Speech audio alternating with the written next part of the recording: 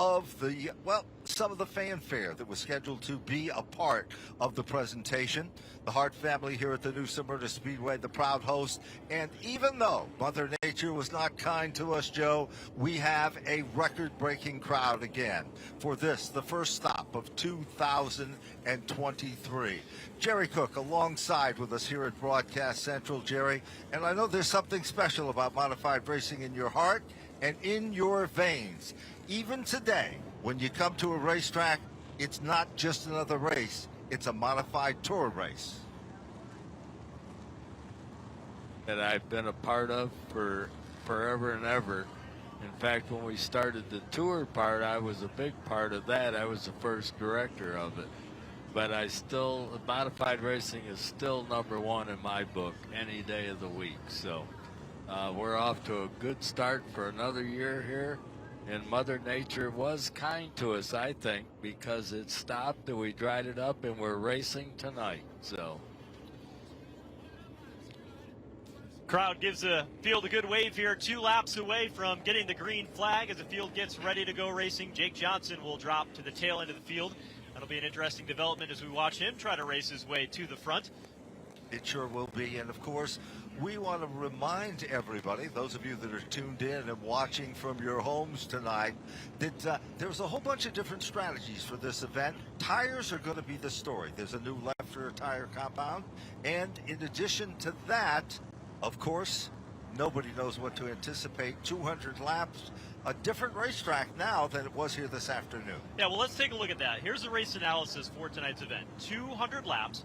The teams have 6 tires on pit road that they can change, plus they need to take fuel. So this is a 3-stop race. What you do on pit road is going to be very, very critical. Now, it was a very warm and humid day here in Florida all day long. The weather has been in the area all day. It's now 71 degrees. Things are starting to cool off. Track conditions are different. And this racetrack is completely green. It washed clear before we went racing. Then, what are some of the keys to the race tonight? I'll give it 3. You got to have a car that's good on the long run, so longevity is going to be a key one. You've got to have a very balanced race car, so that way those tires will be taken care of with that softer compound you talked about, and you've got to be really good on pit road. Again, those 3 pit stops could be the deciding factor, especially when we get into the second half of the race. They certainly will be, and of course, pit strategy is going to be the story. Remember, cars that were fast that already attempted to qualify, some of them have found themselves, well, back of the pack in this one, and that's a whole different scenario than where they wanted to be. It looks like we're about ready to get them fired back up as they come off turn number 4. Here's Joe Koss with the call. The 2023 NASCAR Whelen Modified Tour season kicks off the 75th year of NASCAR, and Doug Coby from the pole position around the outside lane jumps out to the early race lead. While Coby moves quickly to the number 1 spot, the defending champion, John McKennedy, sets in second. Already a side-by-side battle for the 3rd position. Silk is on the inside, but it appears, Joe, that the outside lane is quicker because we have a brand new 3rd-place car. It is Eric Goodale. On cold tires, Eric Goodale now up to the 3rd spot. Keep an eye on the battle for 4th. That's Austin Beers in the white 64, still looking to give his car owner, Mike Murphy, the first ever Whelen Modified Tour victory. He said that's one of his goals this year is to bring that car to victory lane. There's no question. Eric Beers, his dad, has always been strong here at New Smyrna when he drove back in the 80s, 90s, and the 2000 era. His son was among the quicker cars in practice, 2nd quickest. Now, look a little further back in the field. The 2 car of J.R. Bertuccio is in a side-by-side battle. It appears the outside lane is where the action is. There's Anthony Nacella. Remember, he had a big victory a year ago at New Hampshire International Speedway. This track is very abrasive on tires. The surface is old. The outside lane will work early on in a run, but as you get deeper into a run, the inside lane will start to be where drivers work on the bottom. So up front, John McKennedy. He's going to dive off into turn number 3 and challenge for the race lead. Remember, these guys both won the championship last year. McKennedy won the Drivers' Championship. Doug Coby was part of that 7 New York team that won the Owners' Championship. John McKennedy continues to pull back in the line now, looking for a little daylight. Here comes Eric Goodale. Now, Goodale had a great run last season throughout the year, but they were a little bit short and a little bit disappointed. That's not the story here in the GAF roofing machine. Back up front, Mayhew, number 7, New York. we anticipated exactly what we are looking at right now on the racetrack in turn number 3. They're bumper to bumper, nose to tail, top 6 cars as they come back off 4. Doug Covey was not in this race last year. He was running part-time, didn't anticipate running a lot of races. He doesn't have a Whelen Modified Tour start here. Not one of his better racetracks, but he's leading right now, still in the early going, getting the challenge. John McKennedy working the bottom lane of the racetrack. But look at Eric Goodale. He's going to stick to the outside lane, following the tire tracks of Doug Covey as they barrel off into turn number 1 and challenge for the second spot. Now, usually, Eric Goodale with the GAF car comes on very strong late in the event. This is unlike him to make a transition and a move this strong this early. Ronnie Silk is there, and the Phil Moran prepared, number 16. That's the 4th car on your screen. That is the silver car. Behind him directly is the number 64 of Austin Beers. Down the back straightaway, Beers looks at the inside. Doesn't happen. And Catalano, a lot of people were cheering on him today. They're expecting big things out of the driver of car number 54. Well, the interesting story about the 54 is 2 weeks ago they drove 1,500 miles from their home up in upstate New York to come down here and run 70 laps of testing. That's a brand new car. We're talking about the red 54 in 6th. At the tail end of that lead draft, that paid off. They were fast in practice earlier today. He turned some quick laps. They said that might have been what we needed to fine-tune this race car and get ready for the season opener. So far, early on in the day and early on in the race, that strategy has worked for them. Let's talk about the car that is running in the 8th position, the number 51 of Justin Bonsignor. A year ago, mechanical problems in the Ryan Stone car took him out of the hunt in this race right at the start of the season. It was a year when mechanical woes became a factor. Back up front, bid for second. John McKennedy. This is a former super modified driver who's won titles in just about every form of open wheel racing that there is. McKennedy, defending series champion, still sitting in the second spot.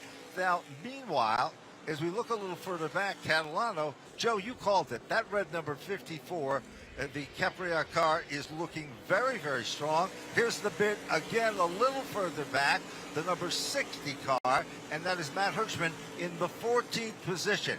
Patrick Emerling, the 07, the Jan Leedy prepared race car, on the outside. There isn't a driver in the field that's more prepared going into a race than Matt Hirschman. Hirschman would have thought that he would have probably started in the top 5 tonight, but he ended up starting 17th because of the way the rain came, impacting qualifying. He will now have to work a different game plan to get up to the front. 13th right now, but he plays a long game. Matt Hirschman is the best at that, saving his equipment and being there at the end when it matters most. He certainly is. Remember, he started 17th in this lineup, so he has picked up 4 positions. Another car to keep your eyes on, the white number 2 car. That, of course, is J.R. Bertuccio out of Center Reach. Now, he's put a lot of laps on this race track over the years. He makes a bold move to the inside as he'll run to the bottom of the racetrack. Kyle Bonsignor, another one of the young guns, looking very, very racy and strong. Anthony Nocella, car number 92, has now moved into the top 15. Remember, the 92 started 21st. That's a pretty big move up in a very short period of time. Caution flag is out onto the racetrack. Issue off turn number 2. It is car number 18 and the number 25. The 18 car is Ken Heggie out of Calverton, the Booby One Seafood car. And then it is the number 25 car for Brian Roby out of Sunapee, New Hampshire, the Maurice Enterprises car. Very interesting story about Brian Roby. He said, I didn't start racing as a youngster. I started a little bit late in my career. He's a former New Hampshire state champion. The truth is, he has been a consistent winner each and every year since he started his racing career. He's going to run the majority of the Whelen Modified Tour events, and he is a guy to watch. Smooth and consistent, and he is one of the students, Joe, of Matt Hirschman, that he follows that train of thought. Well, that's a pretty good teacher to follow off Jerry Cook. We've seen a pretty quick pace here in the opening 19 laps of this new Smyrna Visitors Bureau 200 here tonight. What do you think here to start off the 2023 season? Well, we're off and running to a fast start, but most of these guys right now are going to be trying to feel out their car and see when they start making them stops to make the proper changes to make them even faster with later on in this race. Because we all know the tires wear, they change tires, and the track changes as the race goes on, and whoever can get it right is the one that's going to be up front later on. Now, earlier in the day, I had the opportunity to talk with Doug Covey, and what Doug Covey told me is he said, this is a racetrack that it's going to take me about 20 to 25 laps to really figure out if I'm pushing too hard, and I've got a race car that's good on the long run. Kind of interesting for a guy that's a 6-time champion to say, you know what, this racetrack is tough because you got to go the entire time. You can't hold off. But when you do that, you risk wearing out your equipment. No, everybody that races has got their favorite places that they can figure out, and then there's always the ones that you're trying to figure out all the time. And the one that comes up with the best deal for the end of the race is going to be the one up front. Jerry, let's talk a little bit about, we're 20 laps into the event. Are you surprised the outside lane seems to be hooking up exceptionally well? It looks like that seems to be the place to go. We see the inside open up, but unable to complete the mission. Yes, that is a bit different. Usually it's the inside, and you work the track up to the outside as you go on, but it seems he's right. It seems like what we got here is the outside groove is the quick way around, because not too many are making passes on the inside either. So, well, down on pit road, you're looking at the Andrew Krause machine in the Supreme Manufacturing car. Joe and I was talking about it earlier a year ago. Meanwhile, Ronnie Williams tries to back out of his stall. He got blocked in, with that number 99 car. There is the Patrick Emmerling car. They have the hood off that car, Joe, and it looks like possibly something might have went awry under the hood, and they have made a quick check and adjustment, and it looks like the lights are coming off on the pace car, so we should be set to go back to green flag racing. Inside or outside, Jerry, on a restart like this, what's the strategy? I'd say from what we've seen so far, I'd say the outside's where to go. The outside's going to pull through. So. I would tend to agree with you there, and I think early in a run we'll see that. We'll see what happens later when the tires get worn out, if the bottom becomes a little bit more what they'll go for, but only time will tell. Well, as the time goes on, the tires that they got on there are going to wear out and lay down the rubber out there, and that changes the track a whole lot as the time goes on. Getting ready to get back under the green flag here in New Smyrna as they come back off turn number 4. Doug Covey, the outside lane, as predicted, a good solid launch. Rockets back out to the race lead. But here comes Ronnie Silk now. He'll take over the 3rd spot. That moves Eric Goodale back to 4th. Then we move a little further back at the bottom of the top 5. Here comes the young, talented driver, and that, of course, is Austin Beers. Beers bobbles a bit. They come together almost like two cymbals in an orchestra, as now the inside lane, Goodale slips back. Bonsignora, car 51, moves quickly to the outside, tests the waters, and pulls back in the line. Meanwhile, Catalano was here, red 54, and here comes Craig Lutz. That is not a surprise. He won in World Series competition last year. He's got a real racy race car there right now. They've made some changes with that 82. Danny Watts owns the race car. Scott Tucci is a crew chief. They brought J.J. Weiss on board to that team as well. A lot of talent behind that 82 of Craig Lutz, and they were looking for better things. The start of last year was rough for them, but they were able to pick up a lot of momentum in the second half of the season. Keep your eyes on Tyler Rapima. He just passed the 36 machine of Dave Zapienza. Zapienza drops back a spot, and here comes car number 60, Matt Hirschman, in the 11th spot. So Hirschman is working his magic, coming to the front of the field as well. Hirschman now looks to pick off another spot. There is the 3 car, the Boulder Racing Enterprises car of Jake Johnson, also making its presence known. Trouble, turn 3. Tyler Ripkema goes around in the 32 through the middle of turns 3 and 4. That'll bring out the second caution flag of the night here tonight. He was running pretty well up inside the top 10 when he spun. Tyler Ripkema, the family team. It's been very impressive to see what that team has been able to do, Ben, in their time in the NASCAR Whelen Modified Tour. They've committed to running full-time this season, and it's a team that, they don't have a lot of help from the big names of the sport that we talk about. It's Tyler, his dad. They've got some extra help here throughout the season, and that's what's allowed them to go racing throughout the entire year. They've also invested in their product. They're going to have 2 cars to be able to run up front and run in the competition here. I think you're going to see that team in the winner's circle throughout this season. Joe, let's talk about what makes the Whelen Modified Tour so special this season. We talk about history and the foundation of the sport, but one of the key ingredients in this year's program is we've got more races at quality racetracks than we have seen in quite some time. The schedule this year is fantastic. The longest schedule that the Tour has had in about 20 years, 19 races in all. We'll go to 9 different states, have an opportunity to race at very prominent racetracks. This being one of them. We'll update you on the rest of the schedule in a minute, but right now, the race leader is on pit road along with John McKennedy and Ronnie Silk. Now, they've got to pit for fuel at least once during this race. I'd imagine a lot of these drivers are coming down for that fuel stop now to get it out of the way. I believe you're right with that situation. We are on lap number 30. Check out the action to the inside. There is the number 60, the Matt Hirschman machine, the Collier Trucking Company car, adding fuel just as we anticipated and predicted. The entrance back to the racetrack at the end of pit road now goes green.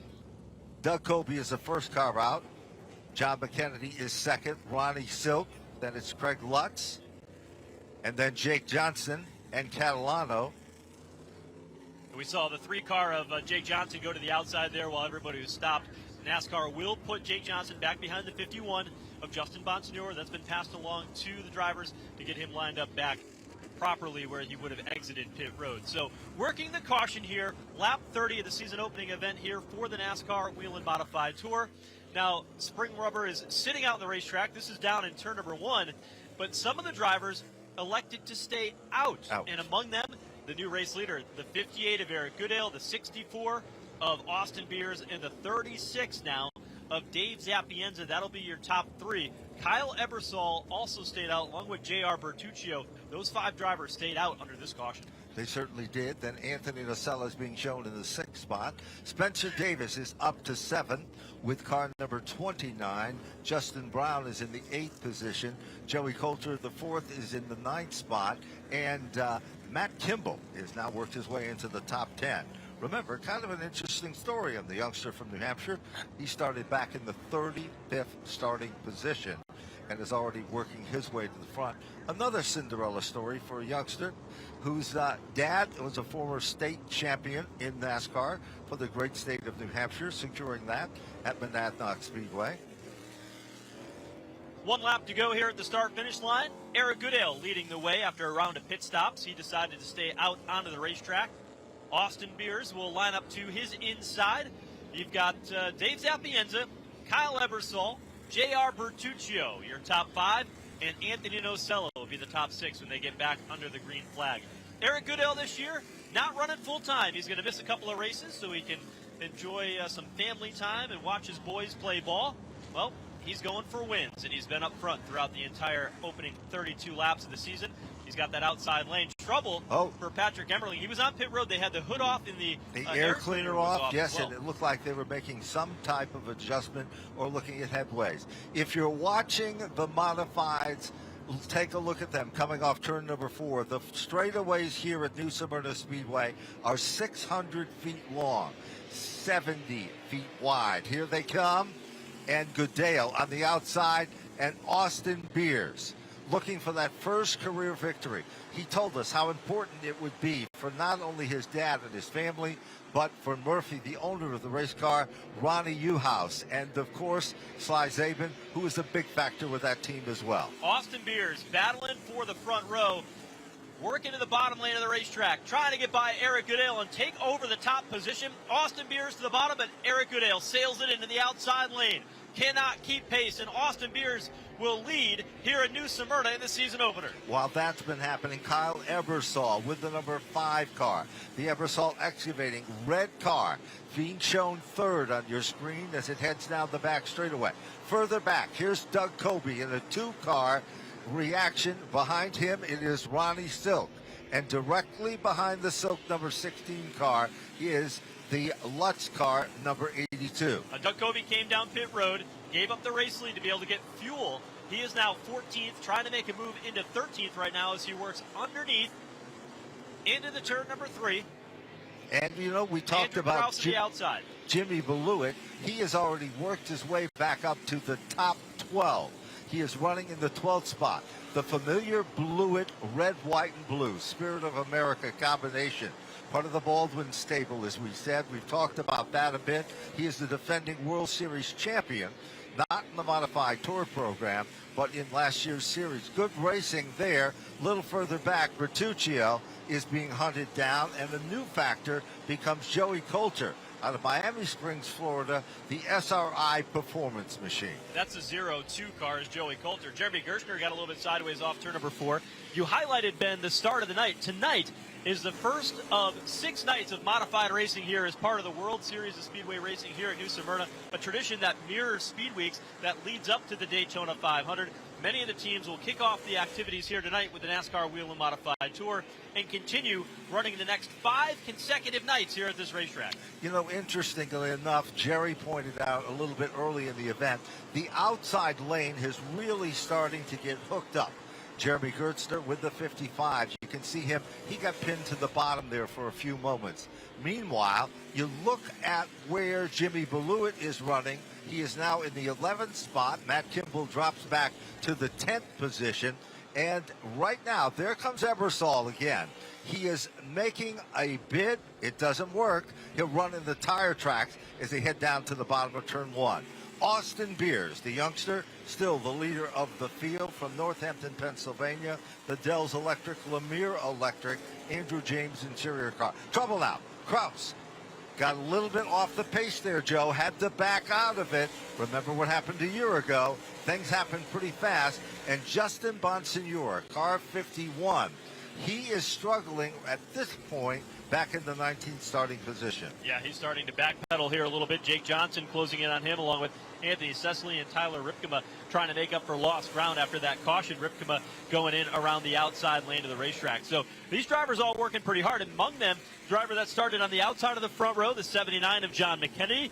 McKennedy's back in the 18th position, right ahead of the 51 of Justin Bonsignor. And, you know, we were just talking about Ripkema. And in addition to that, the number 19 car of Anthony Cecily out of Mattawa, New Jersey, the Atlantic Construction car. That car was a car that was prepared and put together by Stephen Kopsick for the competition here. Good side-by-side battle. John McKennedy to the inside. Craig Lutz to the outside, the 82 car, the Danny Watts car. And here comes Jake Johnson, the familiar bowler number 3 car, trying to go to the outside, but Bonsignor makes a bold move. The Phoenix car is holding on still in the battle there, but here comes Jake Johnson. Johnson had to start at the back of the pack after we reset the field based on owners' points, and he's now trying to make his way back up through, but he hasn't necessarily had the speed that he had earlier in the day in practice. Tyler Ripkema, though, he was strong early on. He's battling, but again, these battles right here are being shown in the 20th and 21st position here at the tail end of the field. Anthony Cecily and Kyle Bonsignor all in the middle of this, trying to sort their race cars out as we continue to move forward. Now 48 laps complete in this year's New Smyrna Visitors Bureau 200. There is no question. You can see that the Jake Johnson car, this Bowler Racing Enterprises team, synonymous, this young man comes out of the Seacock, Massachusetts, Rehoboth, Massachusetts area. Everybody's been talking about him. He is not only smooth, but he has the ability to be patient way beyond his years. Car is loose, though, Joe. It slips up just a bit. Jerry, you know what it's like to drive a loose racetrack drive a loose race car on a track like this. Yeah, it's no fun at all when you're running this fast on this type of racetrack. When the car gets loose and you're trying to hold on to keep it from going around, that is no fun at all. Back up front, Austin Beers leading the way, 51 laps in. The former Sunoco Rookie of the Year winner in 2021, showing his strength here tonight, trying to see if he can capture his very first Whelen Modified Tour victory. He's got a pretty good gap over Eric Goodale and Kyle Ebersol. Meanwhile, looking a bit deeper in the field. Remember, these drivers pitted earlier. The 7 New York of Doug Covey. He hasn't been able to gain that much ground. Last time we checked in with him about 15 laps ago, he was 14th. Right now, He's running in the 12th position. If you're keeping track of the number 76 of Jimmy Blewett, he has moved into the 8th position. So there is a lot of moving and shuffling going on. Now pulling out a line. Here comes Justin Brown in the 46 under J.R. Bertuccio. He's looking pretty good too as well. For a while here during our time trial portion before the rains came, he was setting atop the board and looking very strong as well. Now we look a little further back. Andrew Krause has come back into the top 15. Tommy Catalano is in the 15th spot. And where is John McKennedy, the defending champion, 16th on the grid? Doug Covey trying to put a move on J.R. Bertuccio as he is right in the tire tracks as they navigate there off turn number 2, or off turn 4 rather, back into turn 1. As Covey continues to try to pick up spots. He's 11th right now. He's able to get by Matthew Kimball there a moment ago. And Matthew Kimball, of course, as we said before, he started scratch on the grid due to the fact that he did not have owner's points. He ran a very limited schedule during the course of the 2022 season. Doug Covey and that team, very interesting story. When last season came together, Doug and Tommy Baldwin, the owner, could not quite put a deal together to be able to go racing. But when Jimmy Blewett had to step out of that car to be able to deal with the family issue with his daughter, opened up the opportunity for Doug Covey to jump in, and it was an instant magical arrangement with those teams. They worked together well, ended up winning several races in that Owners' Championship, as we've alluded to. That led into a full program this year. Mayhew Tools back on board again. They will also be the sponsor of this year's Dominator Pole Award throughout all the 19 races this season, and that allowed Doug Covey to get back full time. You take a look at a driver that has struggled in 2022. He's off to a great start. They've made some changes in the crew chief department. That is none other than the 36 car, Dave Zapienza. Zapienza out of Long Island. Anthony Nocella in the number 92. He rides in 5th. And Spencer Davis, a part-time runner. They have not come down pit road yet. We're watching 4th, 5th, and 6th. Anthony Nocella now running in that 5th position. Spencer Davis can reel him in. Now Davis's car gets loose. That's that red car that you see just loosen up just a bit, gathers it back, tries to move down to the bottom. It doesn't work. Anthony Nocella's highlight of 2022 was the story of winning at New Hampshire. There's no question about that. He's looking very strong. The Nocella paving machine is right there running in the tire tracks of Dave Zapienza. A lot of people thought Dave Zapienza might retire before the start of the season. I think he's proving retirement is out of the question. Yeah, he certainly brought his A game here tonight. That 36 car looking very good, riding in 4th. And doing pretty well considering that some of those other cars have already come down, got that fuel load taken care of. So the strategy, remember we talked about a couple of the keys to the race tonight. That pit strategy is going to be key. The drivers that we see at the front of the field all the way through 7th position have not come down pit road. So they've got at least 1, if not 2 stops to make before the end of this race. They've got to get fuel at least once, and you know they'll come down for tires at some point. If you're wondering where Matt Hirschman is, he is currently being shown in the 19th position. And it is John McKennedy, the defending series champion, in the 16th position. Pretty good racing. Lap cars to the bottom of the racetrack. There is car number 58 for Erica Dale, your second place car. And down the back straightaway, we've got some heavy action going on there as well. Continuing to keep an eye on this battle between 4th, 5th, and 6th. Anthony Nocella in that number 92.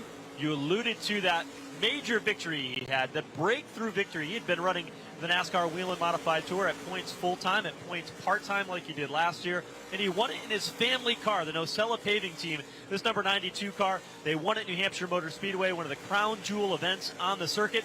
He did a great job that day. He was in the right place at the right time, taking 3 wide, avoiding a wreck as they came across the checkered flag, and he got the job done. He was in the hunt all day and was able to capitalize to get that very first Whelen Modified Tour win. Speaking of being in the hunt, he's literally running in the tire tracks of a lapped automobile. That's the 26 of Gary McDonald. They come to the outside of the racetrack. Dave Zapienza guards the inside lane, car number 36. Nocella's car slipped up just a bit. Remember, the tire compound that is used, look at the left front rotor on the brake of car number 92. He's turned a lot of front brake into that Nacella paving race cars. You can see them glowing. That is not what he needs, but it will make the car turn. Turn 2 is a tricky spot here at this racetrack, trying to get your car to cut without snapping loose sideways, as Spencer Davis is able to get underneath Anthony Nocella, and you can visibly see how much of a manhandling he's got to do to that number 92 just to keep it pointed in the right direction. You know, it's very interesting as you see the speed shot of the cars coming off from turn number 4. It is not a swooping turn.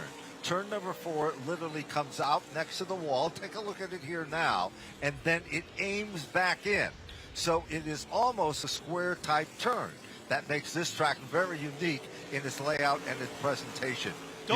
I would say, don't look now, Ben, because you go a little bit further back, and Jimmy Blewett is starting to close in on this group. He's up to 7th. It wasn't too long ago that he was back there battling with Doug Coby. At 76 of Jimmy Blewett, very early on in practice, you can see that that car was going to be smooth on the long runs. And he's not in frame at the moment. The 76 of Jimmy Blewett running 7th, and that car is starting to come to life. And car number 60, same can be said about that. Matt Hirschman, he is a pacer. There he is, car number 60, the PD Motorsports car, to the inside of J.R. Bertuccio.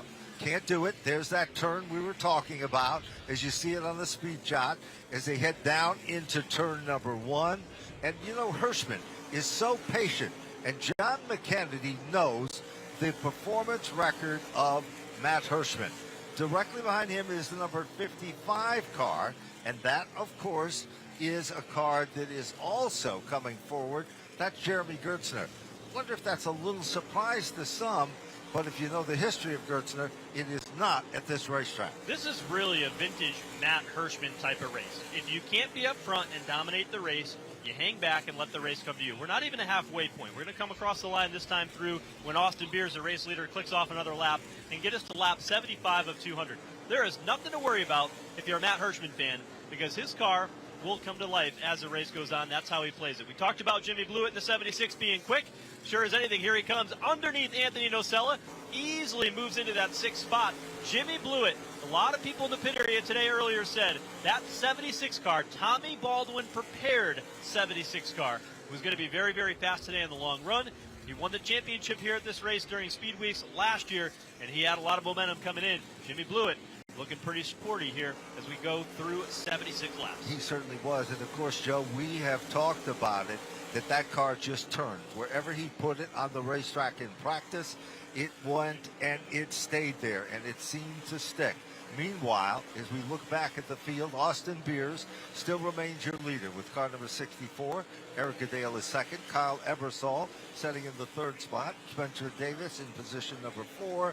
And Dave Zapienza in 5 with Jimmy Blewett in the 6th spot. There is your leader, a youngster from Northampton, Pennsylvania, right down the street from Matt Hirschman. Learned his lessons well. His dad had a tremendous amount of success here. And that youngster is, if you look at timing and scoring and you keep track of his times, he is very smooth and very consistent. Ronnie Uhouse, the former driver for that race team, is now the crew chief. Sly Zabin, who was synonymous with the success of the Flamingo Motorsports team years back, also involved. And it looks like our leader is about to come up on lap traffic, Joe. Let's ask Jerry. Lap traffic in a situation like this, what's it like? It's tough, because I've noticed that the competitiveness of this whole field of cars is like outstanding. And just like Tommy Baldwin last year, he won the owner's title with 3 different drivers, all of which won races in his car during the season. But nobody that made a pit stop just drove back to the front instantly either. They're all fighting for every car length they can get right now. Oh, trouble right in front of the race leader. J.R. Bertuccio goes spinning in turn number 2. Caution flag is out, 82 laps in. And I was just about to say, for Austin Beers, he has not led races like this in the Whelen Modified Tour. Navigating lap traffic was going to be new for him, and he was nearly right in the middle of that. And it got right out from under him, and it's impossible to save it when it gets that far around. Well, it looks like we're going to see some pit road action as well. J.R. Bertuccio's car, you can see the damage done to the front of the racetrack and the left rear quarter. That's behind the left rear tire on that number 2 machine. He was really doing a pretty good job of maintaining and running up front. As we are now on lap number 83, Austin Beers is still the leader, and we'll see what's going to happen when they open up on pit road as well. So 83 laps in here at New Smyrna, and Austin Beers, the young driver, leading the way. Eric Goodale back to second. Kyle Ebersol, Spencer Davis, and Jimmy Blewett are your top 5. Now, we talked about the drivers who did not come down pit road yet. We've seen how fast Jimmy Blewett is. He has been on pit road. He's a step ahead of everybody, and he's got the track position on top of it. And I think this time you're going to see some tires swapping on these cars.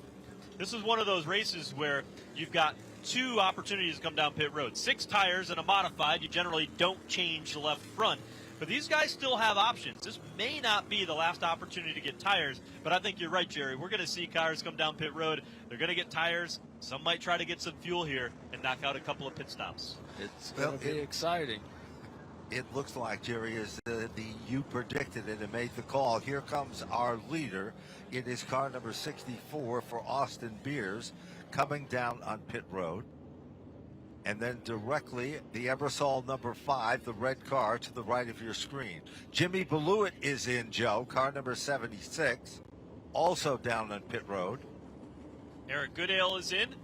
Austin Beers down towards the exit of pit lane. Jimmy Blewett is based on points near the entrance of pit lane over in turn 4. Meanwhile, though, here comes Doug Covey. He'll be one of the last cars to make his way to the attention of his crew. You can see the Tommy Baldwin-led crew will go around and change tires. It'll be a 3-tire stop. That left front tire in Modified Racing will stay on it. The second pit stop of the night for Doug Covey and this team.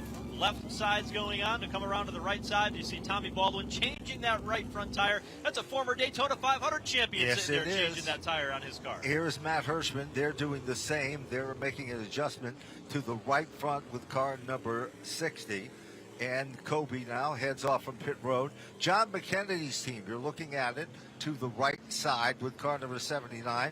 They just dropped that car off the jack. And here comes Ronnie Silk. And the 51 of Bonsignore's headed back out.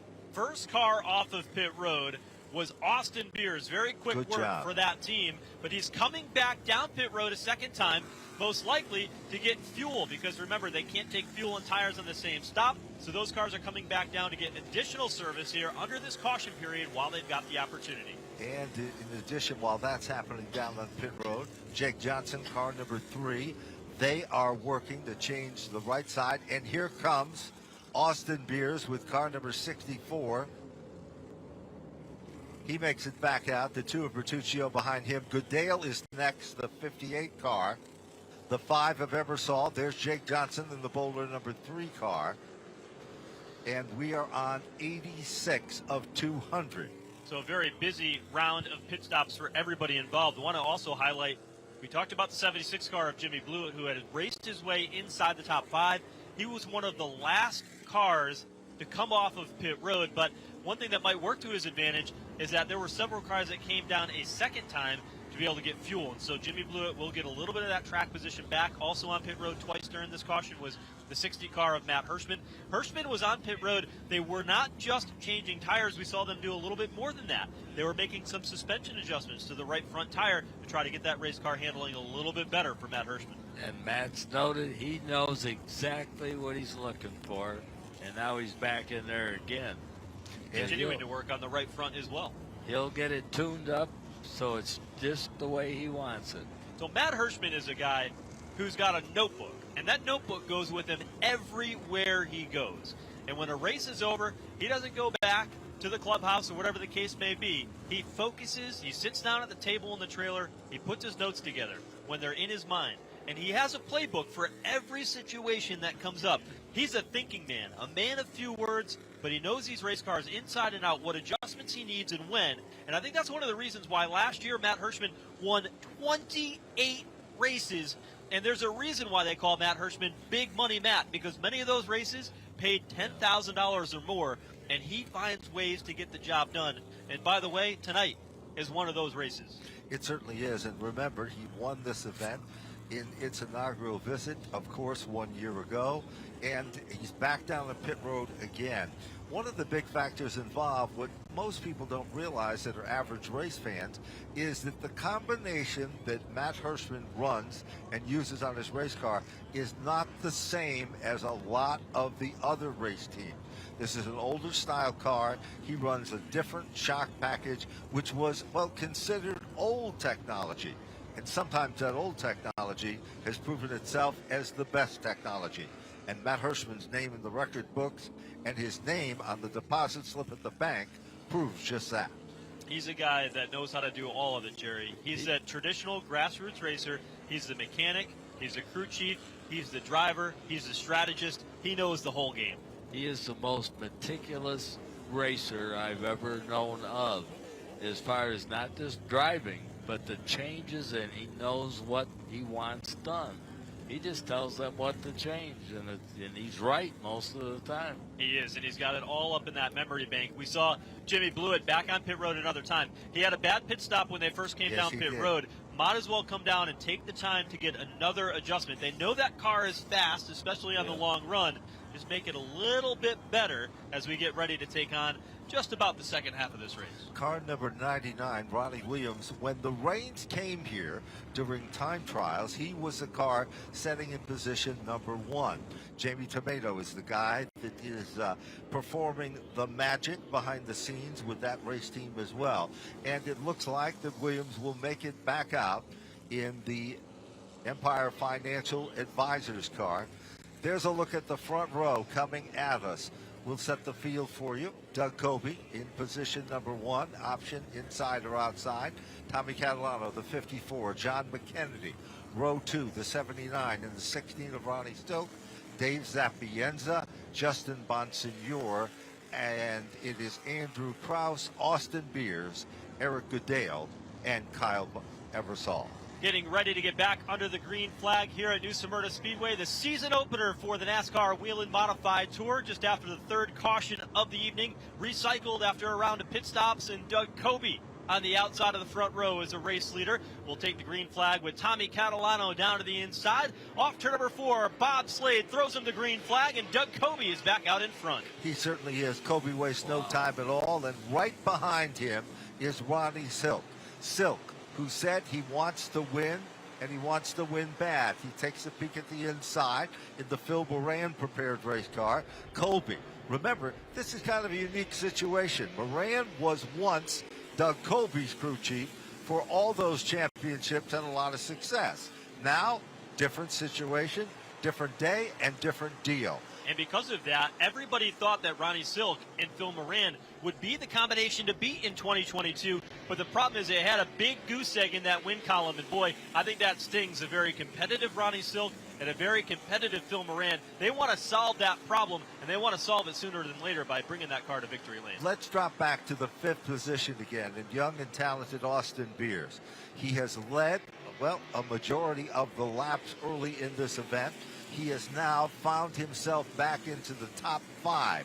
He's got a great race car, and he is right there behind Justin Bonsignor. A little further back, Dave Zapienza is hunting down, running in the tire track of the defending series champion, John McKennedy, with car number 79 with that LFR chassis race car. Some great action deeper in the field. Eric Goodale out of shape. Contact between he and Kyle Ebersol as they came off turn number 2. Goodale in the 58. Jake Johnson will sail it in on the outside lane, driving Old Blue, car number 3, trying to pick up a spot over Kyle Ebersol, who will backpedal a little bit. Goodale, the 58, he had a good race car not too long ago. He's trying to carve his way back up through the field. And he's doing just that. He is carving his way. He's doing it by process of elimination. Another good side-by-side battle. Anthony Nacella is going with the number 92 car to the outside of Joey Coulter. That's that gray car, number 02, to the bottom of the racetrack. There is literally, if you look to the right of your screen, there is the red, white, and blue number 76 of Blewett as he is coming back up front. Blewett now, with the 76 car, is in the top 16. Blewett's going to take him 3 wide, getting into turn number 1. Hits the grass on the left side, somehow able to keep that car pointed in the right direction. But there was not enough room to make him 3 wide. Jimmy Blewett, that's why they call him Showtime. He's getting impatient. He knows he has a great race car, and he is just bottled in the back of this field. He certainly is. He's like a man possessed. He knows what he needs to get to the front of the field. Blewett now drifts up a lane on the racetrack. Nothing stopping him at this point. Back up front, there's your leader, Doug Coby, the Mayhew Tools machine. Silk is still running in second, and there is the Catalano car number 54. I think a lot of people are really hoping that Catalano will be in the winner's circle. He has been a leader the majority of events last year. He's always run up front. Here comes Blewett. He is all over and challenging the Catalano machine. Oh, trouble now. Coulter saves it somehow, gathers it back in. Trouble now. They're going at it deeper in the field. This is 16th, 17th on bat. Jimmy Blewett slides up in front of Joey Coulter. Coulter back down to the bottom. An eventful race, Jerry Cook. How about this modified racing here in 2023? This is wild. This goes to show what I said early on, that this is the most competitive field of cars that I've seen at a race in a long time. I mean, there's nobody out there running away from it, and every spot that they're trying to get, they've got to fight for. Jimmy Blewett is heated. He's driving with fire in his eyes as they dive off into turn number 1, challenging Joey Coulter. Mind you, this is for the 14th position on the racetrack, and Jimmy Blewett is going at it like he's racing for the checkered flag. Sends him up the racetrack, dives down to the bottom, and Blewett takes over the 14th spot. Blewett isn't done yet. Once he gets around Coulter, he continues to stand on the gas and the throttle. All of a sudden, car number 34 is also coming to life. That's Joey Fortin out of Holtzville, New York.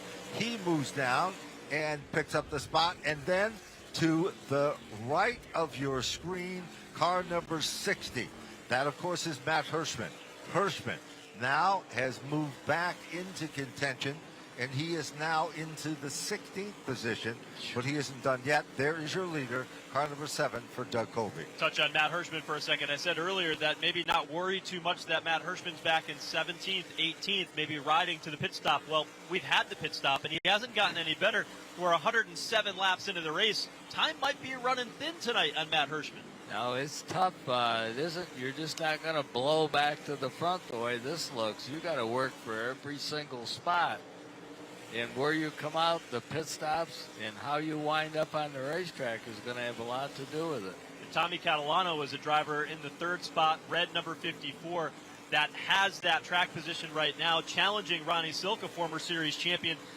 We alluded to it earlier, the changes they've made to their program. Tommy Catalano in that team looking really good. Nearly won their first race at Richmond last year. He's been knocking on the door, but just quite hasn't been able to seal the deal.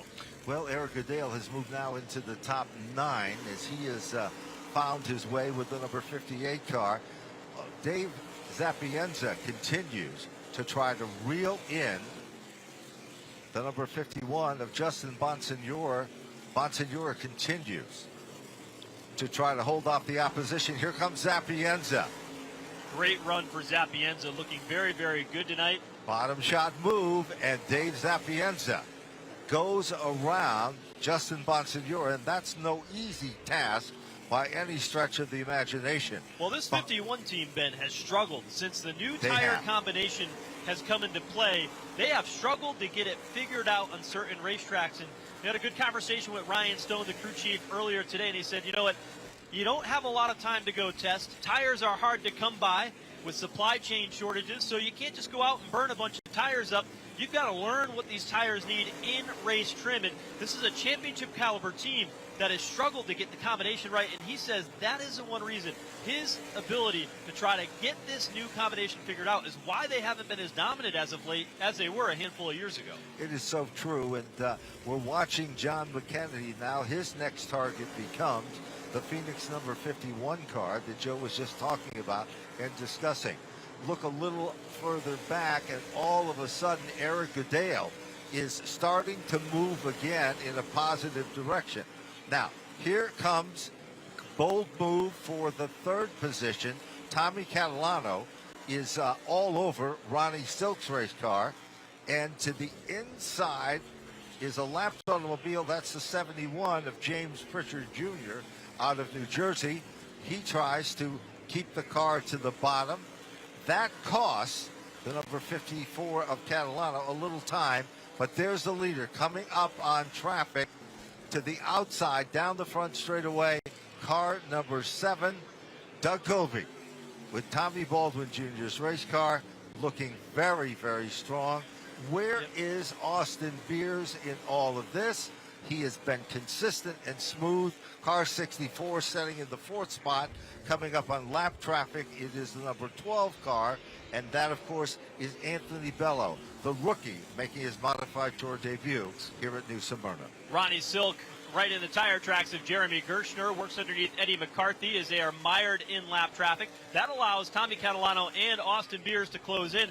What's interesting is Ronnie Silk led 55 laps of this race a year ago. Did not have the finish to be able to make it work. Having a good solid run here in second after I don't think they were all that happy with that race car after practice today. I agree. It seemed to be the norm for that particular group. And as we look a little further back in the field, we see that the outside lane continues to be a dominant factor. There's the Silk number 16 car, and it's being hunted down by Catalano. Here he comes again. Ripkema with that number 32 car all over the back bumper of the Propane Plus. Jake Johnson number 3 car, and there is, well, you can see the 32 car starting to loosen up just a bit, and that's what Jerry was talking about. Jerry, here's a good bid for the runner-up position between Silk and the Catalano team. Yes, there's no easy pass to either inside, outside, or anywhere out there with the cars that are running the way they are and running so well. It's a tough ride from the back to the front, no matter how much you did early on in this race. And these corners here at this racetrack, they are different. Turns 1 and 2, you can run high on entry, dart down to the bottom as we watch Tommy Catalano. Now he'll try to enter low and gain ground on Ronnie Silk. He puts a wheel underneath him. But when you get down into turn number 3, it kind of dives down and bottoms out getting into the track right there, which makes it a little bit different as you're trying to pass somebody. You know, this racetrack was repaved in 2007. You go back into the history books and you'll discover that originally this racetrack was a dirt track back in 1964. But it wasn't very long in its first full season that it became an asphalt track. And that's where it all went from there. The story is, at the end of the 2023 season, they are going to repave this racetrack again.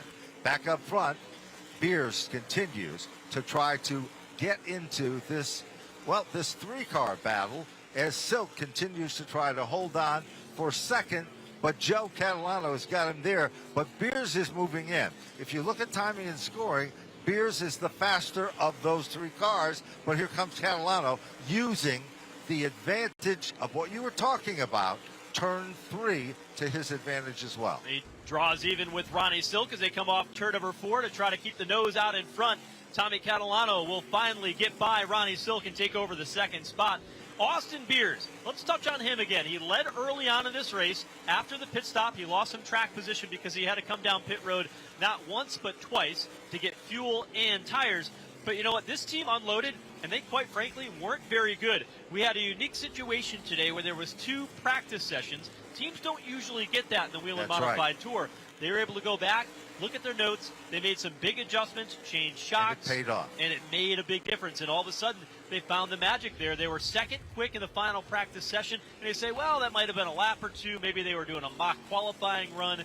But obviously, this car's got a lot of long-run pace and long-run speed. And Austin Beers having a banner day for him today to start this new year. 128 laps have just clicked off in the record book. Here comes John McKennedy. He is right there. Justin Bonsignor is sitting in the 6th spot with car number 51. McKennedy was not happy a year ago with his car at the start of the season at this very racetrack. This year, brand new race cars out of the LFR chassis brand, and this team says, we just don't want to win another title. We want to win a lot of races and the title to be able to pull this off. will today be the start of all of that. And they've invested holistically in their race program. 2 brand new race cars. They even bought a new trailer, had that outfitted properly. So this team is all in. Tim Lapine, when he came into the sport last year, he was a first-time owner in the NASCAR Whelen Modified Tour. John McKennedy delivered a championship to him. They are hungry for more as they roll on. McKennedy, he's won championships in about every form of modified and super modified racing that he ever competed in. But that Whelen Modified Tour championship always eluded him. And the fact was, he never ran enough races. He really only ran his second full season of Modified Tour competition last year, and it ended up with him being the champion. He'll sneak underneath Justin Bonsignor. That moves McKennedy back into 6th. And Jerry, McKennedy, former champion of the series, continues to be a factor as we get closer and closer to the end of this race. While McKennedy was in the 7th position, Jerry, it appeared that another guy that is moving forward is the Eric Goodale number 58 car. That's the GAF sponsored car. You see that to the right of our screen as he's moving in. Joe and Jerry, it almost appears that Bonsignor is really starting to struggle now. Well, the other guys are getting good, and I've noticed too now that we've had a number of passes on the inside, which means the whole track is getting rubber laid down. The rain we had didn't help us any, but now it seems to have picked up where you can get by somebody on the inside or the outside if you got something to do it. Goodale's car really loosened up just a lap ago. He was able to step back on the gas and pull it back into formation. And then the number 3 car also is trying to gain up, but he is down in the lap, but he is trying to work his magic to get back to the front. His car looks very fast, and he's going to mention that because he is working his way through the field. Yes, he is. Jake Johnson, 1 lap down.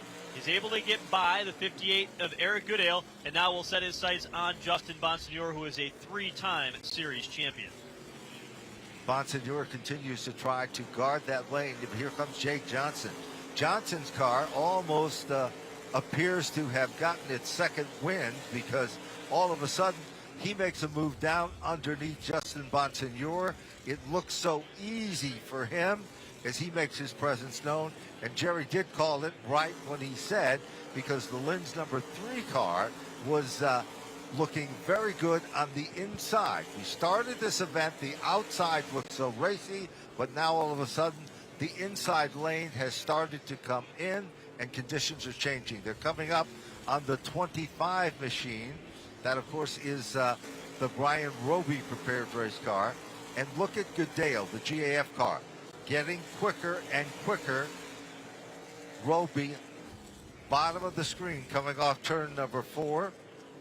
Roby's car a little bit off the pace, pulls back in the line. The Maurice Enterprises car. That leaves us with the battle between Justin Bonsignor and Eric Goodale, 7th and 8th. Goodale, who ran in the top 3 before the pit stop, and Justin Bonsignor was not shown the speed that he is used to. We documented that earlier.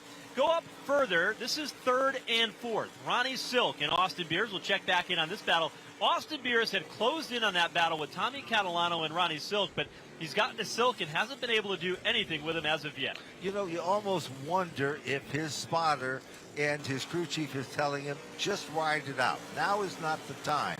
We are 142 laps in to this 200-lap event here from the new Smyrna Speedway for stop number 1 of the NASCAR Whelen Modified Tour. And it appears, again, that Silk continues to maintain and hold on to that 3rd position. And Dave Zapienza, we have to emphasize the point that the 36 car is looking stronger than we've seen it in quite some time, as Dave Zapienza will tell you that he's had a couple of disappointing seasons, but that is not the case at the start of this year. There's J.R. Bertuccio. Remember, that car was involved in a jingle early in the event, the Gershaw recycling car. And there's Silk going to the outside of the lapped automobile of J.R. Bertuccio. And here comes Austin Beers again, up on the wheel, car 64. When you go back and you look at 2022 for Dave Zapienza, first of all, he came off a couple of really stellar years for his career in modified racing, consistent finishes, running top 5, running top 10. Dave Zapienza, no wins, no top 5s, no top 10s in 2022. It was the season to forget. And he now kicking things off with a solid top 5 run throughout the duration of this event. Up front, Doug Coby. I think when we talked about Doug Coby, Jeremy Gerster gets well out of shape in turns 3 and 4. Doug Coby, he's won at a lot of racetracks where it takes conservation to be good. Racetracks like Myrtle Beach, where you've got to be really easy on the tires, Jerry. But he's figured out a way with this 7 New York to take a race car that he wasn't too sure of when we started and make it into a race car that's 52 laps away if he can hang on from getting another win. Well, he's got a car owner that is very good at setting up a chassis also.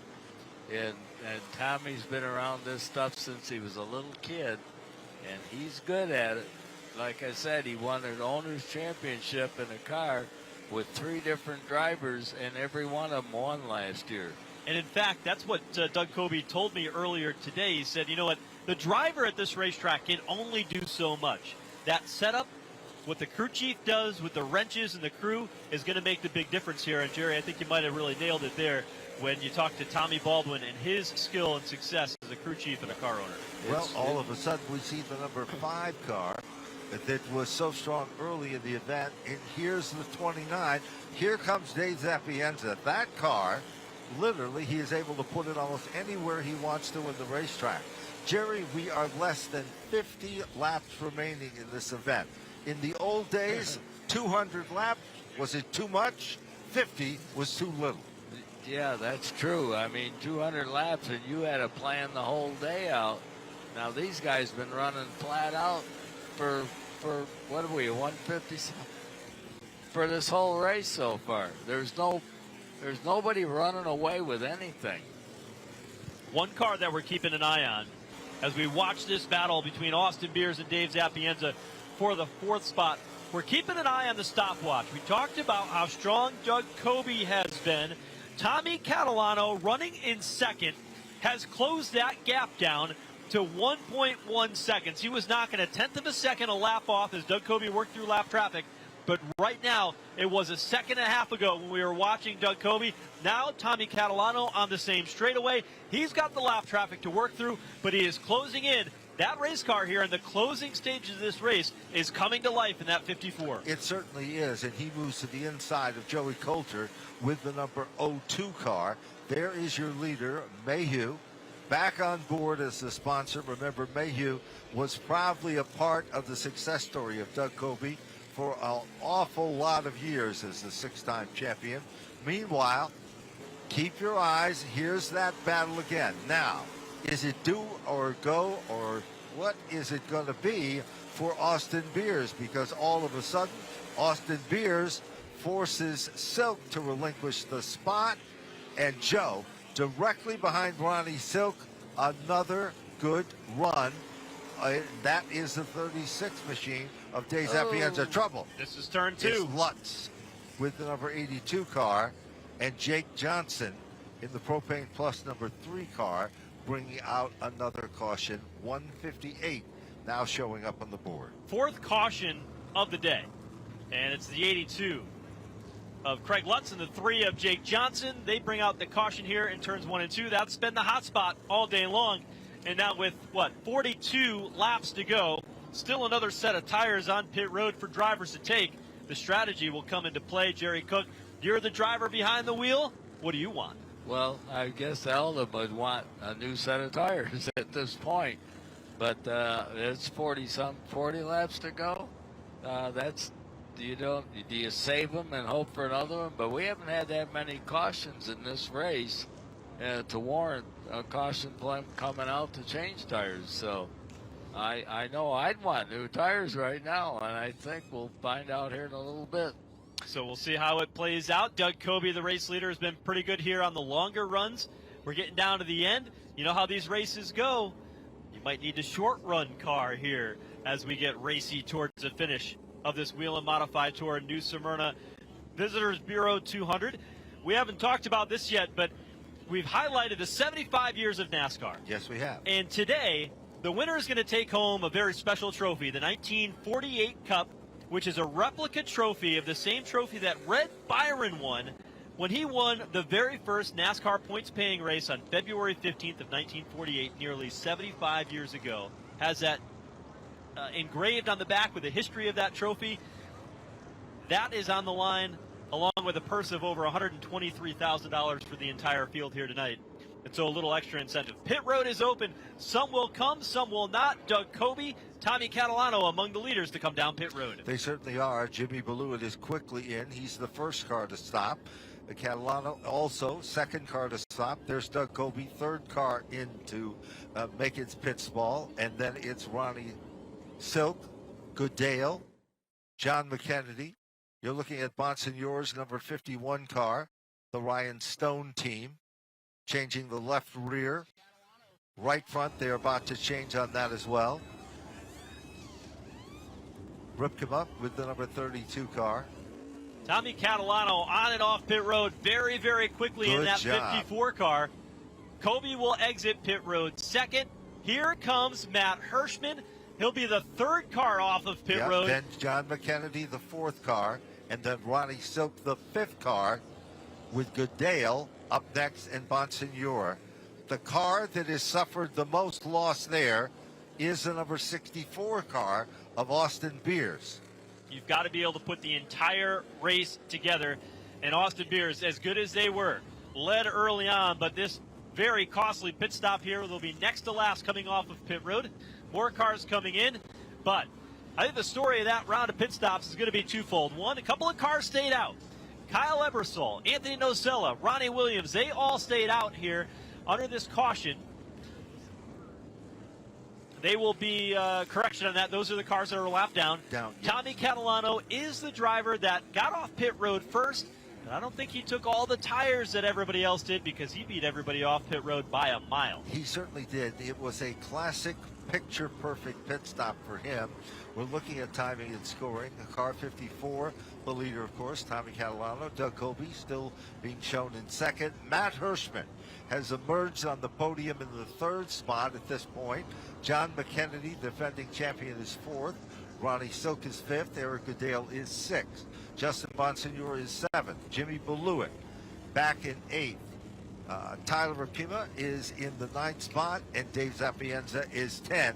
And look out, Joe, that could be the story of the event, what our viewers are looking at right now. And that would be the 60 car of Matt Hirschman now all of a sudden in the mix. Jerry, we were talking about him a little while ago. He was 16th, he was 17th. Matt Hirschman wasn't to be heard of. He uses pit strategy, a tire strategy, to be able to get that track position and be third on this restart. Plus the changes he made to the car there a while ago are now put him in the position with a set of fresh tires on it. He could be a tough factor here in the last end of this. Going to be pretty exciting. We know that Tommy Catalano doesn't have as many tires as Doug Coby does here in second, but Ben, he is going to have the advantage of deciding where to start, and we've seen the outside have the advantage tonight. They'll come to the choose here, and we'll see with one lap to go. Tommy Catalano, like everybody before him, will choose to restart on the outside lane. And that's been pretty much the norm here. There's no question. We start right from the start, then the inside lane started to come in. Keep your eyes on that second row as well, because we've got Matt Hirschman and we've got John McKennedy. The third row, just as impressive. Ronnie Silk, the 16 car, and Goodale. And the fourth row, never, or fifth row, never count out the 51 of Bonsignore. And of course, Jimmy Ballew at showtime. He showed some muscle earlier, but we are on 163 as we're about ready to go back to green. Field set, ready to go racing here. Down to the final 36 laps when we get the green flag. Outside lane to race leader Tommy Catalano, looking for his first Whelen Modified Tour victory. But with those old tires, he spins the tires on the start, gets washed up the racetrack, and Tommy Catalano gets shuffled out of line. Here comes Matt Hirschman down the back straightaway looking for the race lead. Nobody is going to be surprised at the situation that is about to unfold at the point. Matt Hirschman, last year's winner, takes over the lead. Here comes Doug Coby. They cling and they clang. Colby back in command. Here comes Silk, car 16. Moves to the inside. Silk now makes a bid for it. Colby slipped up the racetrack. Here comes Justin Bonsignore as they come back off turn 4. It is on now. Ronnie Silk surges to the race lead for the first time. He darts out in front. Justin Bonsignore, now he's in the mix. Remember, last year he had mechanical problems. He was out before the race even got started, it seemed. Ran a couple of laps. Now he's up to second, getting by Doug Colby. There's no question. It is a dogfight battle among the top 10 positions. Here comes Bonsignore. Down underneath Ronnie Silk. He washes up just a bit, and Bonsignore, car 51, has it by inches, and here comes Colby. Colby makes the bold move to the bottom. Here comes Eric Goodale, and no surprises here. Also coming forward is Jimmy Blewett. Oh, trouble. Doug Colby into the back of Justin Bonsignore in turns 1 and 2. Jimmy Blewett, a good run, is in it. Andrew Krause, you got the 36 of Dave Zapienza, left front damage for him. A heavy incident. Eric Goodale, and it all started with contact between Doug Colby and Justin Bonsignore getting down into turns 1 and 2. It happened up front, and it collected many of the contenders here tonight. Oh, what a heartbreaker. There is the Blewett machine. He was a victim of circumstances. He had the car actually saved. Left front tire is flat on the number 76 car. That even though it's part of the Baldwin stable, of course, remember that that race car is the traditional red, white, and blue. That makes New Jersey a major part of it. The Goodale car, the Riverhead Building Supply machine, to the inside. Heartbreaker, that car was in contention as well as the GAF team. It looks like they're perhaps that Eric is trying to, signal to looking his for group. a push, I think. I think you're right. There we go. Now we get it. And this is really going to shuffle this situation and the deck. There's no question about it. Down on pit road, the left front on the Blewett, the FX Capara car. Let's get a look at what happened here while Jimmy Blewett gets service on his badly damaged number 76. Keep an eye on the 7 New York on the outside lane. And you know what? It's almost as if the Justin Bonsignore car stopped. He got down to the turn. You saw some smoke come out from underneath it right there. And then Colby drilled into him, lost a lot of momentum because Colby was 2 or 3 car lengths behind Justin Bonsignore getting into the turn. Here's a different angle at the whole situation, and it's exactly as Joe called it. Jimmy Blewett's number 76 car, he was a victim of circumstances. He was pushed into that situation, had the car saved. As Silk pulls away, Colby, showing why he is the champion that he is, Bonsignore, is able to save it, keep it out of harm's way. And, of course, Goodale's car to the bottom. It did not fire back up. Watch it right here. See that smoke out the left side? Hard to tell if that was out of the header pipe or did he lock the left front wheel up a little bit getting into the turn? John Tough to McKennedy tell. did a pretty good job of keeping it away from the Doug Colby car, the Krause car. Watch the smoke, Ben, out of the left side, right as you look at it in the 51. Right there. Right there. And as that happens, a chain reaction, McKennedy trying to get through that traffic jam situation. Goodale comes across the racetrack, and the Bonsignore machine. Now the Goodale car's down on pit road. Probably got some grass all over the front of that Yeah, car. we Obviously saw some challenges there. We saw him in the Riverhead Building Supply machine signaling he needed a push, that the car did not fire back up immediately. And now they got the air cleaner, and it looks like they're going to be taking the hood off as well. So the 58 of Eric Goodale had a great run here tonight on pit road. A couple other cars will come down pit road as they open pit this time through, and including the 64 of Austin Beers, who had lost a tremendous amount of track position. Down They'll take the pit opportunity road to grab that now. Car number 76, Jimmy Blewett, pulls behind the wall. Blewett's day had ended. What a great run he had going. There is the Blewett number 76 car being pulled to the back of the hauler. Jimmy Blewett's day is suddenly over. Heartbreaker for him. So let's take a look at how this is going to shape up. This is how they line up. Ronnie Silk, the race leader. Matt Hirschman is second. Now, Doug Kobe was in that incident, but he was able to keep that car rolling. He's being posted in the third position right now. Anthony Cecily in fourth. Tyler Ripkema fifth. Justin Bonsignor, John McKennedy, Tommy Catalano, Dave Zapienza, and Austin Beers. But Austin Beers is on pit road, so we'll let it cycle back around to see where they all stack up. John McKennedy now also coming down pit road. He got some damage. He was in the middle of Doug Kobe in the outside wall when they went through that incident in turns 1 Sure and 2. was. You know, we haven't talked at all about Anthony Cecily. This is a brand new race team in the car that Stephen Koptic built for this team. That's the number 19 car, and he has been very consistent and very strong as well. Yeah, that car came to Stephen's shop on Monday of this week. They reconfigured that race car, got it ready to go racing here this weekend. And Anthony said, you know, anything that Stephen gives me in the race car, he says it just works. It's very different than what I've used to run in the past in that number 19 car. But Anthony Cecily, who's already had a great winter, he won an indoor race at the Atlantic City indoor race up in New Jersey here just a couple of weeks ago, carrying that momentum in here to New Smyrna to run fourth right now. It's always good to see different names rise to the top of the crop, and maybe someday they'll be in the Hall of Fame, Jerry. You never know. I mean, everybody's got to start someplace, and the new guys come along and replace the old guys just like they did with me and a bunch of others. So it's always changing. You know, I think one key thing, Jerry, too, that we touched upon earlier in today is that you are not just a member of one Hall of Fame. You are a lot more than all of that. Yes, I've been lucky. I've been voted into quite a few, all over this part of the country, really. Well, don't let it. You have to tell Ben. Ben is also in a Hall of Fame. He won't tell you that, but Ben is in a Hall of Fame as well. The Northeast New England Auto Racers Hall of Fame for his long career in the broadcast booth, watching you go out there and turn wheels on all these racetracks.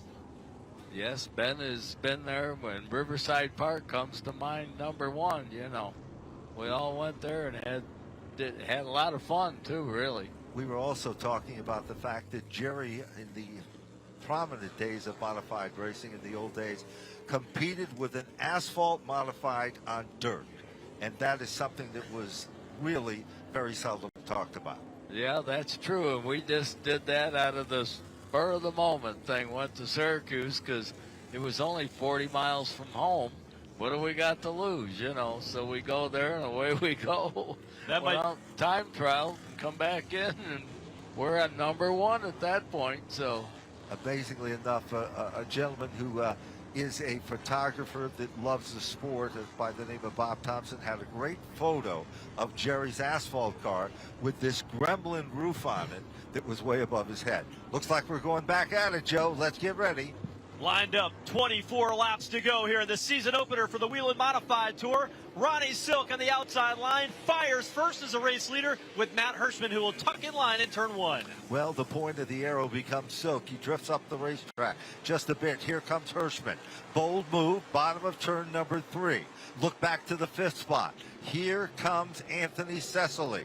Cecily, the black and orange number 19 car. Sparks will fly, but it is Kobe and Bonsignor threading the needle back to the front of this field. Those two are back at it again in the same position they were when they crashed in turn number 1. Everybody able to continue on. How about Matt Hirschman giving the front bumper to Ronnie Silk off turn 4? Here he comes again. Hirschman just stays in the tire tracks, tucking out of line. Justin Bonsignor moves to the inside. Anthony Cecily, great run, setting in the 4th spot. Here comes Kobe. The Mayhew, number 7 New York, moves in to try to take over the 4th position. It is car number 7, Doug Kobe, up to position number 4. Ronnie Silk out in front. You look at Matt Hirschman. He is under attack. Justin Bonsignor is there. Down into turn number 3. Bonsignor runs a little bit higher on entry. Hirschman, though, slips up off turn number 4. Bonsignor cannot quite draw alongside with 20 to go. He'll try everything as Matt Hirschman continues to guard the lane, and he does it well. Kobe has broken away from Anthony Cecily. He now is among the top 5 cars. They work their magic coming off the turn. Leader is still Silk. As the laps continue to tick away, it is Ronnie Silk in command. Ronnie Silk looking to get a victory here for his new team. Hyde, Racing, they were the big story coming into last season. Unable to go to victory lane tonight, though, their best opportunity to do so inside of now 18 laps to go. But Justin Bonsignore might have something to say about that as he goes to the inside of turn one, battling once again with Matt Hirschman. He makes a classic move, and when you can pass Matt Hirschman at New Smyrna with a bold move to the inside, that's saying something. Hirschman, will he change his strategy? He rolls back, runs in the tire tracks as they come off turn number 4, 183, now complete. There is Anthony Cecily, now gets his way to the inside of Doug Colby. Dave Zapienza carrying the torch for the senior drivers of the Whelen Modified Tour and doing it with style. Car 36. Zapienza was the car that bounced off the wall just a few laps ago. 6th right now. Still a good day for him after that challenging season a year ago. How about Jake Johnson? Started in the back of the field. Yes. He got a lap down, was a very quick race car, and he is now 7th. Did a nice job at recovering. This driver has a lot of super late model, full-bodied competition experience, but he's been fun to watch. Up front, Ronnie Silk looks in the rearview mirror. The Holtzville, New York driver in the form of Justin Bonsignore is there, and he is bidding for an opportunity to win. To the bottom of turn one, here's Justin Bonsignore. No question about it. Bonsignore saw an opening, tried to put the car down to the inside. Silk was up on the wheel. He continues to guard the position. Silk's car's drifting up just a bit, leaving that window of opportunity open. They come up on the lap traffic as they work their magic down in turn 2. It's been since 2021 since Ronnie Silk went to victory lane. Justin Bonsignore, he won several last season, but he came up shy in the championship. Here he comes off turn number 4, right to the back bumper of Ronnie Silk as they come across the line. Can't do it this time. He's still in striking distance. They come off the turn, down the back straightaway. It still remains Silk. Bonsignore is glued to his back bumper. Deep into turn number 3, it is Silk who guards the position to the inside. Meanwhile, Hirschman still setting back in the 3rd position. It's not over with yet as the leader still remains Silk, but he's got his hands full as Bonsignore is right there with him. Bonsignore 4th on the NASCAR Whelen Modified Tour all-win list in the modern era, tied with Tony Hirschman. Tony Hirschman's son, Matt Hirschman, runs in the 3rd spot directly behind as Bonsignore wants to make it 35 career victories tonight. Ronnie Silk, he wants the 1st with Phil Moran, Tyler Height, and Joe Unone as their car owners. Certainly does. There is less than 10 circuits remaining. 5 miles left in the competition here at the fastest Hart family Speedway-owned operation, better known as the New Smyrna Speedway. Here it is again. Bonsignore is right there. He'll try it to the bottom. Can't do it. Nearly come together at the entrance of turn 3. A little bit of bumper tag that time. Oh. Off the corner. Silk out of shape. Bonsignore gives him room to gather it back in. Less than 8 to go. There's no question. Here comes Bonsignore again. Silk continues to manhandle his race car. Bonsignore looking for that window of opportunity. Here comes Hirschman. He's closing up the gap. Clock is ticking back to the line. Leader still remains Silk, but here comes Bonsignore. Silk content to run the outside lane. Lap traffic up ahead. Can Bonsignore hold the line off turn number 2? Silk out of shape, but he defends the race lead in turn 3. There's no question about it. Silk continues to do his best to hold off the opposition. They come up on a lap car. It dies to the inside. Silk is still the leader. Bonsignore's strongest turn is 1 and 2. But watch what happens down in 3 and 4. Momentum to the outside allows Silk to hold the race lead. Closing in, though, Matt Hirschman. These two battle. Hirschman is becoming a factor now. A 3-car battle with 5 to go. The high five will be given. Meanwhile, here comes Bonsignore. And Silk goes up the hill. Bonsignore takes over the lead. It's not over with yet. Here comes Matt Hirschman. Justin Bonsignore puts the Phoenix Ryan Stone car to the front. Here comes Silk again as they run in hot pursuit. Ronnie Silk is back in command. It's not over yet. Here comes Justin Bonsignore. tries to cross over as they go down the back straightaway, but Silk clears him getting down into turn 3. Silk is back as the leader of the pack. Here comes Matt Hirschman. 3 cars run nose to tail. 3 laps to go as they head to turn 1. Silk, he's got a lot of breathing room compared to the last couple of laps. It's a half a car length. He drives away from Justin Bonsignor off turn number 2. He's able to gap him now 3 car lengths in 3. There's no question Silk is starting to pull away. This time when they come back to the line, 2 laps to go. Ronnie Silk was hungry. Joe talked about it early in the broadcast, and here comes Hirschman trying to pick up yet another position or 2 as we're coming down to the wire. Ronnie Silk with the biggest lead he's had over the past 5 or 6 laps. They'll come off turn number 4. White flag is in the air, this time for Ronnie Silk. But there's no surrendering at the point. Ronnie Silk in the Phil Moran prepared race car out in front. He came here because he wanted wins to be added to the list, and he's going to do just that. Into turn number 3, Ronnie Silk for the first time driving for Height Yanone Racing. He will win in the NASCAR Whelen Modified Tour and kick off NASCAR's 75th season in victory lane. Justin Bonsignor will finish in the runner-up spot. Matt Hirschman will finish in position number 3. Great run for Anthony Sicily to finish in the 4th spot. Doug Colby to round out the top 5. Ronnie Silk getting the job done. Fireworks over the new Smyrna Speedway here tonight. Justin Bonsignor offering congratulations, but what a race. Had all the stories that we would expect for modified competition. And how about Ronnie Silk? It's been a year since he had gone to victory lane. He led 55 laps here a year ago. Today, he'll lead the most important lap, lap number 200. There was fireworks on the racetrack, fireworks in the air, and what a great way to start NASCAR's 75th season. It certainly is. That race was the most awesome race I've seen in a long time. You didn't know who was going to win until the checkered flag fell. Bonsignor and Ronnie Silk, 2 champions of the series. They went at it toe-to-toe. Bonsignor shoved Ronnie Silk up the racetrack in turns 1 and 2.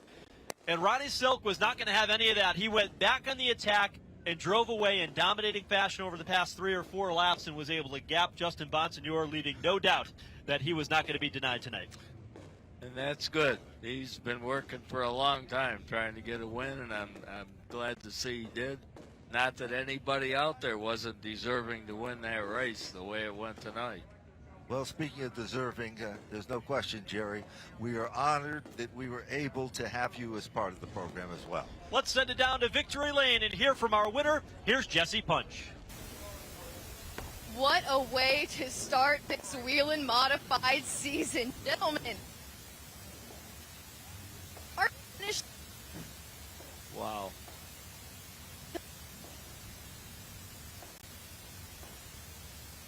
Is the climb to celebrate his first win with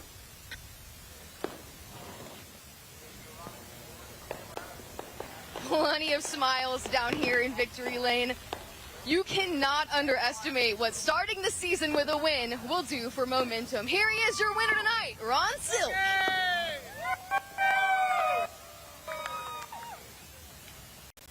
Congratulations, incredible way to start the season, but a hard-fought battle there at the end. What was going through your mind during those final laps? Well, I knew it was a good chance to get one, so I didn't want to let it slip away. Had a really good car all of last year and couldn't find victory lane, so for me and all my guys to get that out of the way the first year. And, I mean, that was like that. I think we were both driving a little bit over our head for everything we had, but, you know, it's aggressive to be and for us. I love New Smyrna Speedway. I want to thank all the fans for coming out, Whelen Engineering, everyone on my team, my owners, Tyler and Joe, my crew chief, Phil, and just everyone that came down here to be a part of this. Congratulations on the win, Ron. Thank you. That's Ron Silk, your modified winner here tonight at New Smyrna. An outstanding drive for Ronnie Silk. You heard the emotion, the excitement, and I think that's about as emotional as Ronnie Silk gets on any day. I agree with that. But, you know, that team has been working hard, and I know it's been really grinding on them. A lot of those team members were the team that worked with Doug Colby when he won that championship, along with a mix of the Height Yanone racing team. But for Tyler Height, Joe Yanone, the car owners that stepped up to go Modified Tour Racing, not getting that win last year. It stung. They get it to start the season, and Phil Moran proving that he can still and continues to be one of the best crew chiefs in the series. Joe, let's quickly just touch upon this, the different side stories in this event. When you go back to Doug Colby, who had Phil Moran as his crew chief, now all of a sudden Phil Moran is the crew chief for Ronnie Silk. Justin Bonsignore, Ryan Stone, a year ago at this race, he was so disappointed in the fact that he did not have a good run because of mechanical woes. And I got to tell you, you look down the list here, we've got some new names in this list here that rose to the top of this one. Anthony Cecily, Jake Johnson, Dave Zapienza, and Austin Beers, just to name a few. Great run tonight by Austin Beers. Problems on pit road. That's something that team's going to have to work on as they move forward, because it was just a challenging pit stop for them that really cost them an opportunity to be able to contend for the win. He led a lot of laps in the first third or so of this race. Clearly had a fast race car, but when you got a race that's this long and this competitive, you got to be able to put the whole race together. And when that team does, they're going to start winning a lot of races. They certainly are. And remember, we had so many different, twists and turns in this event. We had Matt Hirschman, this time was forced to start at the back of the pack. We had Jimmy Beluit, who was a factor all night long in this program. He was involved in a jingle, no fault of his own. He pulled behind the wall and was forced to retire from this event. So heartbreaking situations for some. Dave Zapienza, what a great run for him. Tommy Catalano, there's no question about it. He'll be in the winner's circle this season as well. Derek Cook, has been great having you here tonight. We wait to hear from our other top finishers in the presentation of the 1948 Cup to our race winner, Ronnie Silk. But what a night tonight. It was very good. This goes to show, at least to me, what the rest of the year is going to look like, because there isn't just one or two that are running off into the sunset. It was like there was a number of them that had a good chance to win this thing. 34 of them, to be exact, Jerry, if you think about it. That's how close and competitive this series is. And you know what? I just want to say this. It's a credit to people like you that the Whelen Modified Tour has become what it is today, because a lot of people put all those pieces of the puzzles together and have made a difference, and you are our leader in that process. Well, I started it, but I had a lot of good people with me. A lot of the race teams, they were just like my best friends. I mean, without them, you can't do it, you know. And we did a lot of things, and we did a lot of things together to make it successful, too. So, you know, a lot of the people that have been watching us on television this evening didn't know the amount of work that was put together by Jimmy Wilson and the staff of the NASCAR Whelen Modified Tour. There was a big party that took place yesterday. There was a meeting with the owners and a whole lot more. Oh, yes. And then, of course, we had to battle Mother Nature along with it. We did. Make that work. And any of us that have been around it a while know what that's all about, too. So you try to do the best you can to make it successful. And what a great day for Ronnie Silk, standing in the winner's circle. And Justin Bonsignore, as we said before, they came back. They saw Ryan Stone made the right moves. Matt Hirschman, same can be said. Anthony Cecily, very great run for him.